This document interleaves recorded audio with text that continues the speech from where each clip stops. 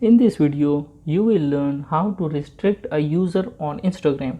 So hey, I am Sam and welcome to our channel How to Guide It. For this purpose, you have to open Instagram application and now you have to go to your profile, which is on the bottom right side of the page.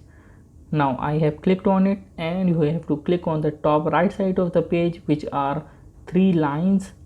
I have clicked on it. Now you have to click on the settings. I have clicked on the settings.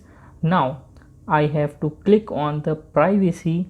So I have clicked on a privacy, and now on the below side of the page you can see connections, and there are mentioned that restricted accounts.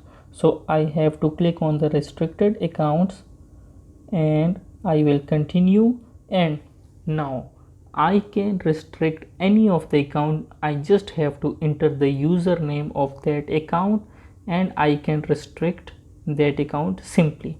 So if I restrict this account, which is on the top side, it will not be shown and that person cannot see me on Instagram. So if you found this video helpful, make sure to like and subscribe our channel, and if you have any questions in your mind, you can ask in the comment section below, and I will see you guys in the next one. Till then, bye bye.